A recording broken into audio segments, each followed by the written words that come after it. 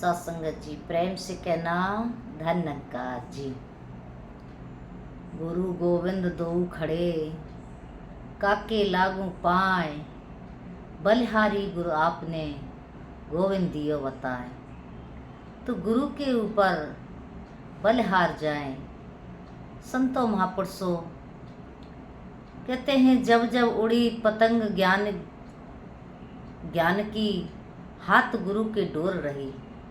जब जब ये ज्ञान की पतंग उड़ती है तो डोर गुरु के हाथ में रहती है और गुरु ही कृपा करता है, हमारा रिश्ता परमात्मा से जोड़ता है।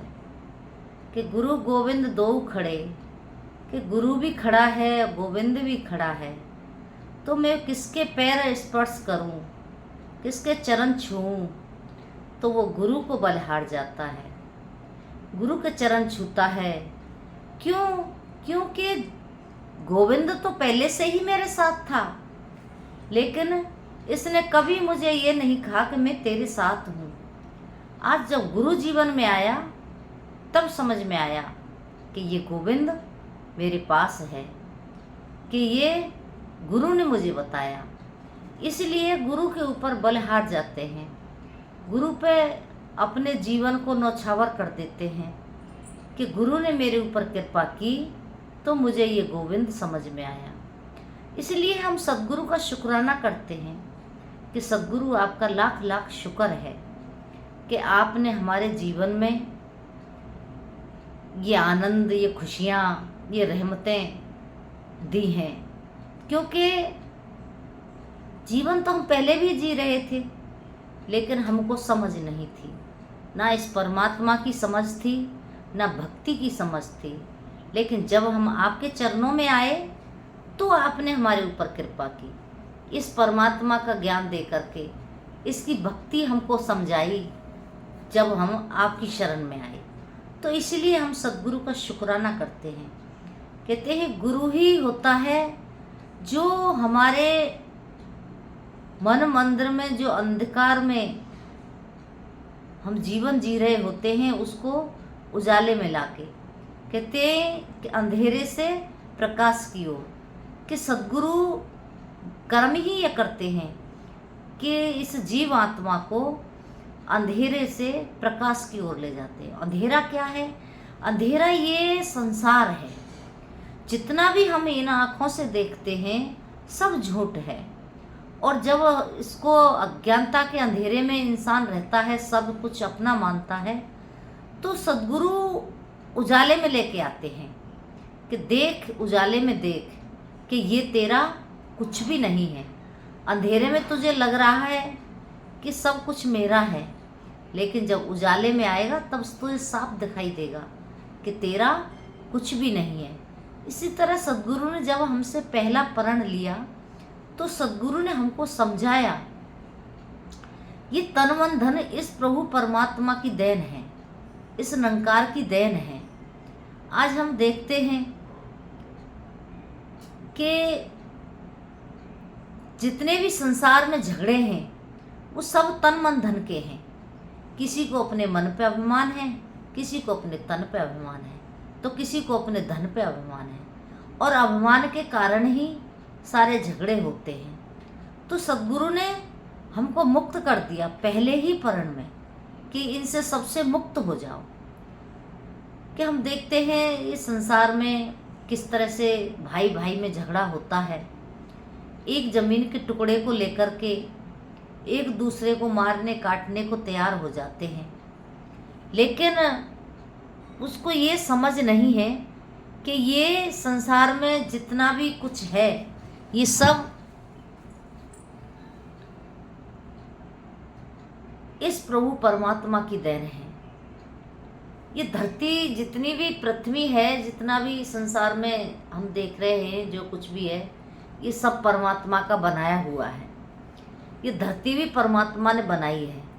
और जब भाई भाई के अंदर बंटवारा होता है तो 1 फुट ज़मीन के लिए एक दूसरे के लिए इस तरह से दुश्मनी बांध लेते हैं, उतना दूर हो जाते हैं कि फिर एक जगह बैठ भी नहीं पाते।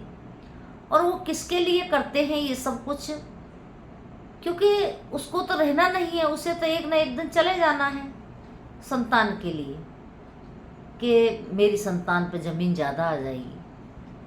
लेकिन देखते हैं धीरे धीरे बच्चे बड़े हो जाते हैं और बच्चे तो बाहर निकल जाते हैं कमाने खाने के लिए, और फिर वो अकेला रह जाता है, अकेला रह जाता है। और फिर अब अकेला है, भाई के साथ तो पहले से ही बैर बांध रखा है। अगर बैर न बांधता तो आज दोनों भाई बैठ के बात कर सकते थे, दोनों एक दूसरे के पास बैठ सकते थे। लेकिन एक छोटे से ज़मीन के टुकड़े के पीछे भाई से बैर बांध लिया, भाई से दुश्मनी कर ली कि भाई के पास बैठ भी नहीं सकता। तो ये सब अज्ञानता के कारण होते हैं। हम देखते हैं ये ज़मीन परमात्मा की है, हमारी नहीं है। हम जब तक रह रहे हैं जब तक हमारी है, लेकिन हम जब चले जाएंगे तो फिर इसको और कोई बरतेगा। तो इसलिए फिर हमने झगड़ा ही क्यों करना, जब हमने रहना ही नहीं है यहाँ, जब ये हमारी हो ही नहीं सकती सदा के लिए, तो फिर किस लिए झगड़ा करना। हम पड़ोसियों के साथ झगड़ा कर लेते हैं छोटी छोटी बातों पे, थोड़े से कचड़े के ऊपर, कभी नाली के ऊपर, कभी बच्चों के ऊपर हम झगड़ा कर लेते हैं। लेकिन पड़ोसी हमको कितना सुख देते हैं ये हमें पता नहीं है। पड़ोसी हमको बहुत सुख देते हैं। दासी अक्सर कहती है, अगर पड़ोस में पड़ोसी का घर न बना हो और पड़ोसी ना रह रहा हो और घर में धन रखा हो तो रात भर नींद नहीं आएगी, बेचैनी रहेगी कि कहीं पड़ोस में से कोई चोर ना घुस जाए। और जब पड़ोसी घर में पड़ोस बना के पड़ोसी रहता है घर बना के, तो हम चैन की नींद सोते हैं। भले उसके साथ हमारा झगड़ा है, हमें ये विश्वास है कि पड़ोस में पड़ोसी है, इधर से कोई चोर नहीं आएगा। तो वो हमें अनजाने में भी और लड़ाई में भी हमको कितना सुख दे रहा होता है, और हम उसी से झगड़ा कर लेते हैं। तो कृपा करो संतों महापुरुषों, ये सारी सीख आज हमको सद्गुरु दे रहे हैं कि हमने यहाँ सदा नहीं रहना है, कि तुझ में राम मुझ में राम सब में राम समाया, सबसे कर लो प्रीत जगत में कोई नहीं पराया। एक पिता एक के बालक, कि हम सब एक पिता के संतान हैं और हम सब एक ही हैं। फिर भी हम एक दूसरे के साथ बैर करते रहते हैं, लड़ाई करते रहते हैं। क्यों? क्योंकि ये अज्ञानता का कारण है। अज्ञानता है हमारे अंदर, हम अंधेरे में रह रहे हैं। अंधेरा यही है कि हम समझे बैठे हैं कि सब कुछ मेरा है और हमारा कुछ भी नहीं है।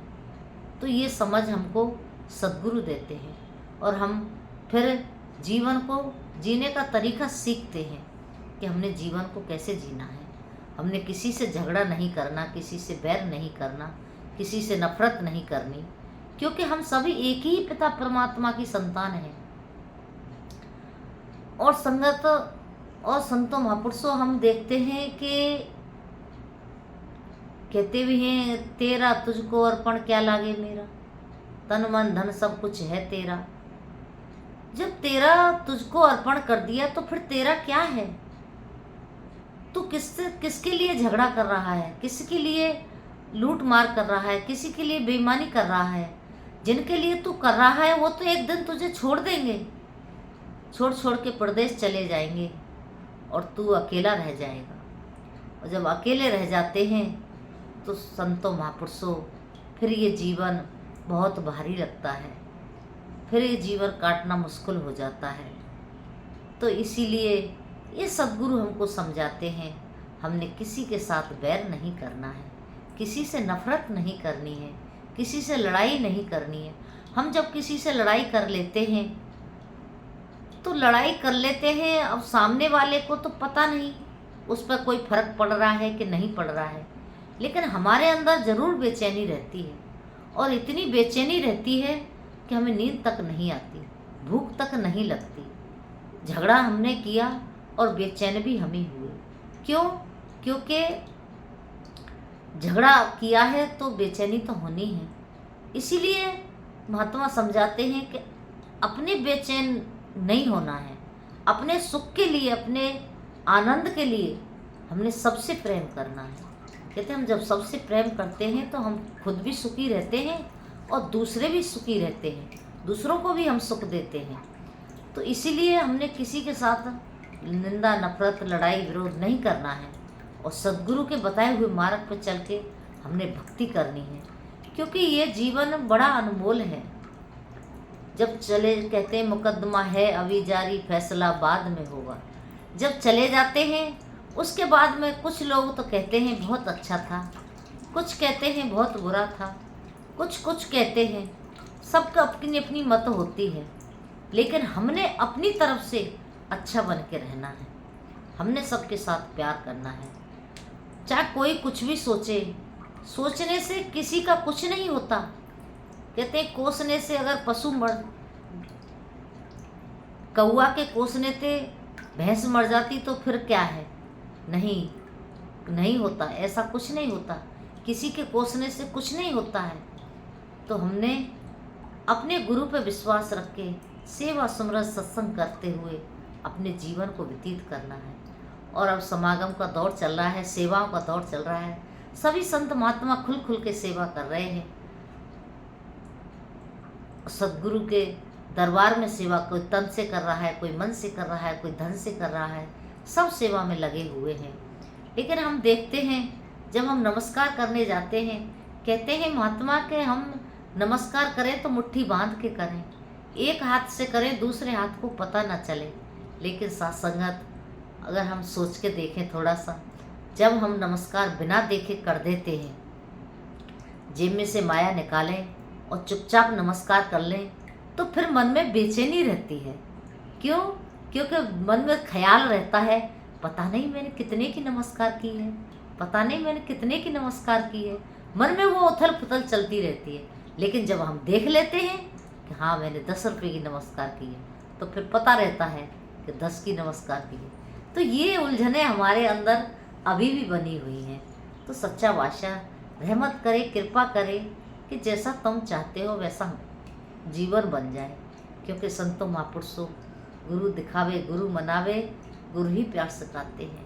सिखाने वाला सद्गुरु है, सद्गुरु ही रहमत करते हैं, सद्गुरु ही कृपा करते हैं।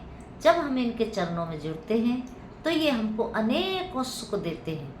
अभी हम संगत में आ रहे थे तो बहन जी कह रहे थे कि महापुरुषों, इस निराकार प्रभु परमात्मा से हर पर हर क्षण हमको क्षमा मांगते रहना चाहिए, हमको अरदास करती रहनी चाहिए कि सच्चा बादशाह बख्श ले मुझे। हमसे जाने अनजाने में बहुत सारी गलतियां होती रहती हैं, हम बहुत गलतियां करते हैं। हम धरती पर चलते हैं, ज़मीन पर चलते हैं, तो बहुत सारे हमारे पैरों से चेंटी चेंटा, कीड़े मकोड़े बहुत सारे मर जाते हैं। जाने अनजाने में हमसे पाप होते रहते हैं। तो इसीलिए महात्मा कहते हैं, श्वास श्वास हरि भजो, वृथा श्वास न सो खोए, ना जाने इस श्वास को आवन होए न होए। कि हर श्वास में इस परमात्मा को याद करो, इससे अपने आप को बख्शवाते रहो, माफ़ी मांगते रहो, क्षमा मांगते रहो। सच्चा बादशाह मुझे क्षमा कर दे, मुझे माफ़ कर दे, मुझसे कोई भूल ना हो, मुझसे कोई गलती ना हो। तो सच्चा बादशाह बख्श भी लेता है, माफ़ भी कर देता है। तो सद्गुरु महापुरुषों, आज सद्गुरु ने हमको उजाले में खड़ा किया है, इस निरंकार प्रभु परमात्मा से जोड़ा है, इसके दर्शन कराए हैं। हम बहुत बहुत ज़्यादा किस्मत वाले हैं, हमको ऐसे सद्गुरु मिले जिन्होंने हमें इस ब्रह्म के साथ हमारी आत्मा का रिश्ता जोड़ा। अन्यथा तो वही 84 लाख योनियाँ भोगने के लिए फिर तैयार खड़ी थी, फिर से हमें उसी 84 लाख योनि में जाना पड़ता। आज गुरु ने कृपा की तो हमारी ये बात बनी, ये हमारे ऊपर कृपा हुई कि इस निरंकार प्रभु परमात्मा के दर्शन करके, कहते हैं जिसने अपना घर देखा है वो अपने घर सीधा ही पहुंच जाता है। उसे न किसी से पूछने की ज़रूरत होती है और न किसी को बताने की ज़रूरत होती है, वो सीधा अपने घर में पहुंच जाता है। लेकिन जिसने रास्ता नहीं देखा, जिसने घर नहीं देखा, वो कैसे पहुंच पाएगा। तो संतों महापुरुषों, ये निराकार प्रभु परमात्मा हमारा असली घर है, यही हमारा असली रास्ता है, इसी पर चल कर के हमने इस ब्रह्म से मिलना है। तो ऐसी भक्ति करो कि सच्चा बादशाह हमारी भक्ति ऐसी गाढ़ी हो जाए कि आपके चरणों का ध्यान हमेशा हमारे चरण ध्यान में बना रहे, हमेशा हम भक्ति करते रहें, कभी भी आपके दरबार से दूर ना हो, कभी सत्संग से दूर ना हो। कहते हैं बिन सत्संग विवेक न होई, कि हमारा जो विवेक है ये बिना सत्संग के जागृत नहीं हो सकता। तो इन्हीं शब्दों से दासी आपसे क्षमा चाहती है, और कहीं ऊंच नीच रही हो तो दासी को बख्श लेना, माफ़ कर देना, और वीडियो को लाइक कर देना। यही अरदास प्रार्थना आप जी के चरणों में है। प्रेम से कहना, धन्यकार जी।